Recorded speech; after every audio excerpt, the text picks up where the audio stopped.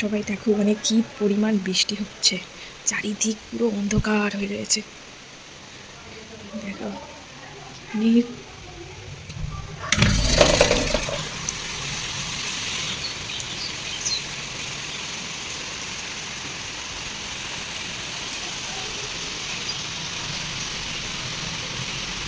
সুপ্রভাত বন্ধুরা, তোমরা সবাই কেমন আছো? চলে এলাম আরও একটি নতুন ব্লগ নিয়ে তোমাদের সাথে গল্প করতে। আজকের ব্লগটা কিন্তু পুরোপুরি ভিন্ন স্বাদের হতে চলেছে। আমি তো চলে এসেছি ঠাকুর ঘরে, আর কি বলবো, প্রতিদিনের যা কাজ থাকে সেটাই করছি। ঠাকুর ঘরটা একটুখানি পরিষ্কার করে মুছে টুছে নিয়ে থালা বাসনগুলো মেজে নেব। দেখছোই তো চারিদিক পুরো একদম মেঘে ঘন হয়ে রয়েছে, বৃষ্টি পড়েই চলেছে। প্রথমেই দেখলে তোমরা, আমি কিন্তু তাড়াহুড়ো করে পুজোর কাজটা সেরে আর মাম্মামকে খাইয়ে নিয়ে আমি চলে এসেছি রান্নাঘরে। ওদের রান্নাটা বসিয়ে নেব। জানোই তো আজকে রান্না পুজো, তাই সবাই ব্যস্ততার মধ্যে, আমিও খুব ব্যস্ত আছি আজকে। ওদের রান্নাটা বসিয়ে দিলাম। আর বাইরে দেখো পুরো জল জমে গেছে।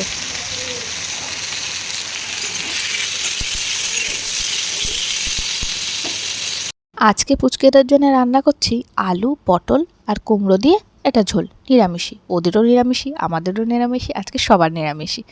আমাদের রান্না পুজোটা না নিরামিষই রান্না পুজো। অনেকের তো আবার আমিষ রান্না পুজো আছে, তো কাদের কী রান্না পুজো আছে আমাকে প্লিজ কমেন্টে জানিও।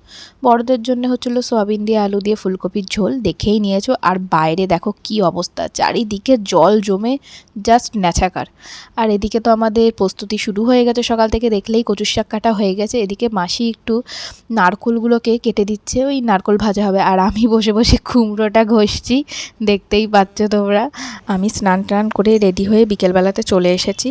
আর এখানে সব কাটাকুটি অলমোস্ট কমপ্লিট, মানে অলমোস্ট আর সবটাই কমপ্লিট। এবারে আমি ভাজাগুলোর মধ্যে না একে একে নুন আর হলুদ মাখিয়ে নেব। আমি বেগুন ভাজাগুলোতেও নুন আর হলুদ মাখিয়ে নিচ্ছি, সব ভাজাগুলোতেই মাখিয়ে নেব। বড়রা বলে নুন হলুদ মাখিয়ে রাখলে নাকি ভালো হয়, জলটা ঝরে যায়। আমি জানি না, তাই মা বলল মাখিয়ে রাখছি।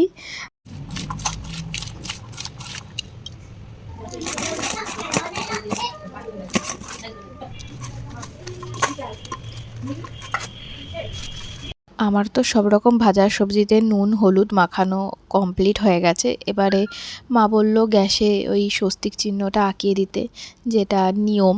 প্রথমে এটা আঁকিয়ে নিতে হয়, নিয়ে যেটাতে রান্না হবে গ্যাসে, যে যেটাতেই রান্না করুক না কেন, সেটা একটু মানে পুজো দিয়ে নেই আমরা।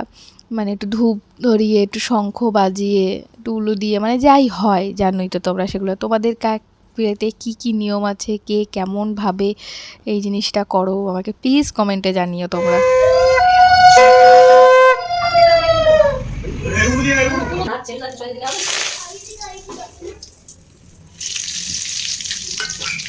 প্রথমেই আমি কচু শাকটা বসিয়ে দিয়েছি। আর এটা সবার নিয়ম কিনা আমি জানি না, তবে আমার দুবারের নিয়মই কিন্তু একই। আমার শ্বশুরবাড়ি আমার বাপের বাড়ি দুই বাড়ির নিয়মই একই, প্রথমে কচুর শাক বসাতে হয়। আর এদিকে প্রেশার কুকারে কিন্তু আমি বসিয়ে দিয়েছি ডালটা, যাতে একটু তাড়াতাড়ি হয়। জানোই তো পুচকে পুচকে বাচ্চাদের নিয়ে একটু রান্না বান্না করাটা একটু ডিফিকাল্ট হয়ে যায়, তাড়াতাড়ি না করলে হবে না, সেই জন্যে।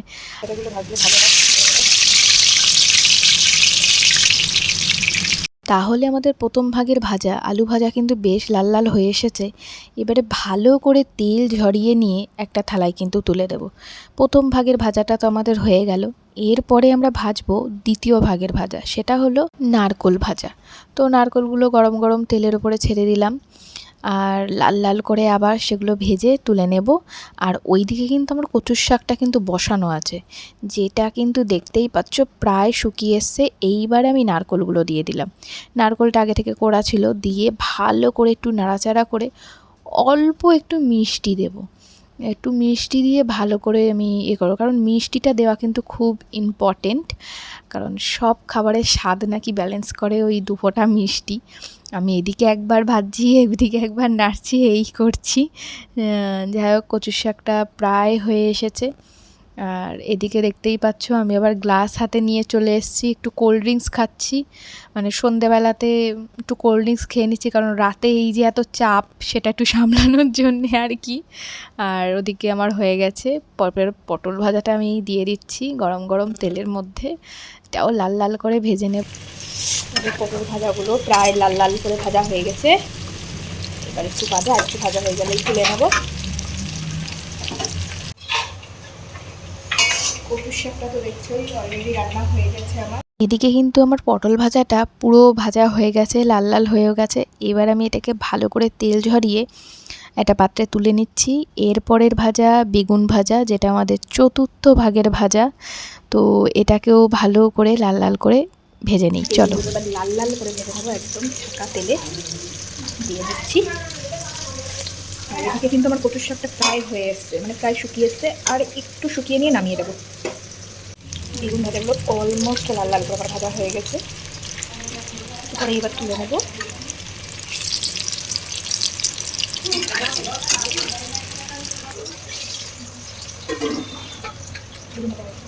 ঠিক আছে, এবারে তুলে নিচ্ছি একটা পাত্রে, যেটাই থাকবে।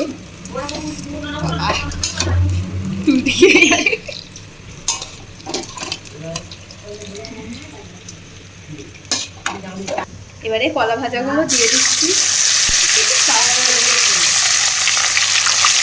এটা আমাদের শেষ ভাজা, 5 নম্বর ভাজাভুজির পর্ব। এটা ভাজলেই কমপ্লিট। তেলটা গরম হয়ে গেছে, এবার তেজপাতা দিয়ে দিলাম, শুকনো লঙ্কা, আর তার সাথে দিয়ে দেবো একটু জিরে ফোড়ন।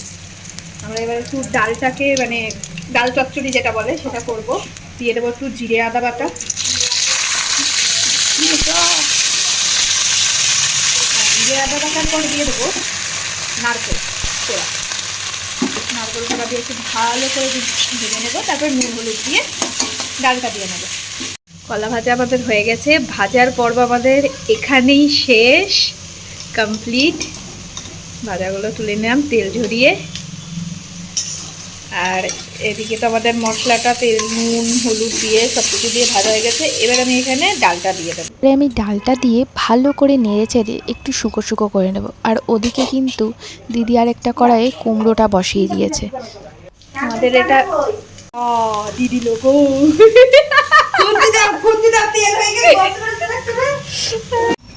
ঘুরিয়ে দেন।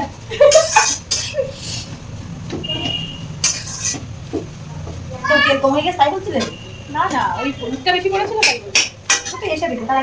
আমি ওইখান থেকে দেখলাম হলুদ বেশি পড়েছে তাই। একটুখানি ভাজা ভাজা হোক, লাস্টের দিকটা দিলেও হবে।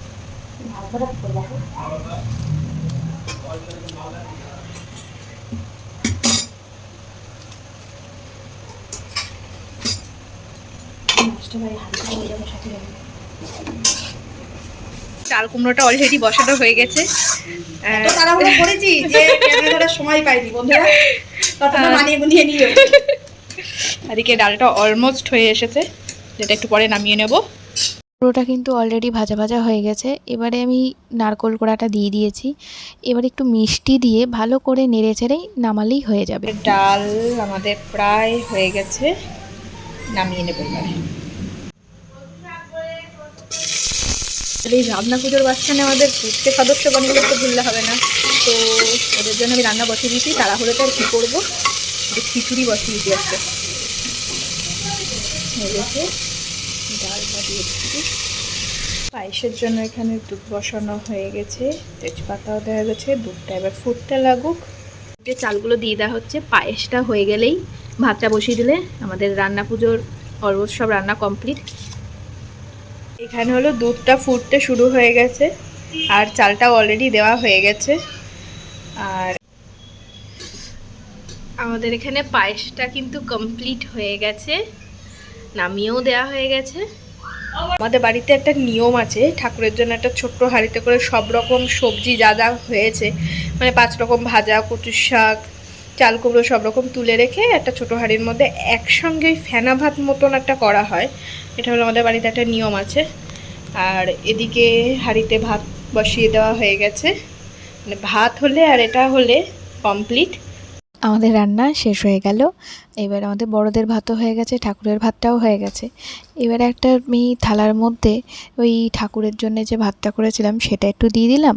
আর আমি সন্ধ্যের থেকে যা যা রান্না করেছি এবার সেগুলো আমি এক এক করে দিয়ে দিচ্ছি, দিয়ে এটা ঠাকুরকে পরিবেশন করতে হয়। আর ছোটো হাঁড়িতে যে ঠাকুরের ভাতটা করা হয়েছে ওটা সবাইকে অল্প অল্প করে প্রসাদ হিসেবে দেওয়া হয়। আর দেখছো আমি সব 5 রকম যা যা ভেজেছি সেগুলো কচু শাক, কুমড়ো, ডাল সব দিয়ে দিয়েছি। এদিকে পায়েসটাও একটা আমি ছোট বাটির মধ্যে করে দিচ্ছি, আর জল দিয়ে দেব। তারপর রান্নাঘরের এক কোণায় ঠাকুরকে নিবেদন করে, ঠাকুরকে আহ্বান করে চলে আসবো।